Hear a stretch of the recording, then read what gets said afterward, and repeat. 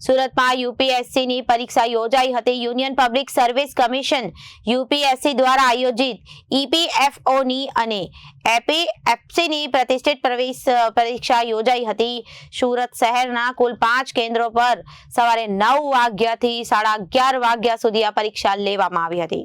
સુરતમાં યુપીએસસીની પરીક્ષા યોજાઈ હતી। Union public service commission UPSC દ્વારા આયોજિત ઈપીએફઓની એપીએફસીની પ્રતિષ્ઠિત પ્રવેશ પરીક્ષા યોજાઈ હતી।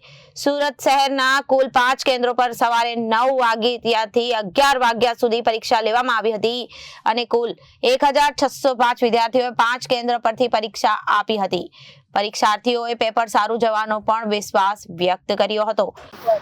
ओके सो मेरा नाम रानी मिश्रा है। हम यहाँ पे टीएनटी स्कूल में आए हैं यूपीएससी ईपीएफओ की एग्ज़ाम देने एंड पेपर लेट्स सी अच्छा आता है। प्रिपरेशन की है, लास्ट 8 मंथ से हम प्रिपरेशन करते थे एंड डेली 6 to 8 आवर्स पढ़ते थे। आपकी प्रिपरेशन की हिसाब से कैसा आपको पेपर कैसा लगा?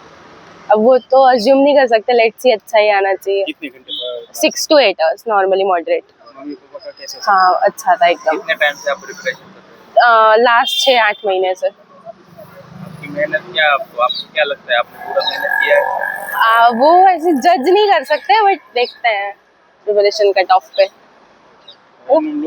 મારું નામ આશા ચનિયારા છે। હું જુનાગઢથી આવેલી છું। અત્યારે હું વીવી શાહ કોલેજમાં સુરત આવેલી છું।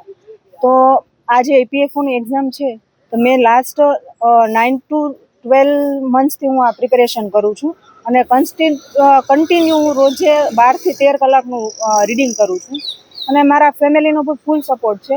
ઇવન તો મારા હસબન્ડનો આફ્ટર મેરેજ બી એટલો સપોર્ટ છે અને હું એમબીએ ફિલ્ડમાંથી આવું છું તો હું એ રીતના જે ઈપીએફની એક્ઝામ છે તેમાં મારું કન્ટ્રીબ્યુશન એ સારું રહેશે।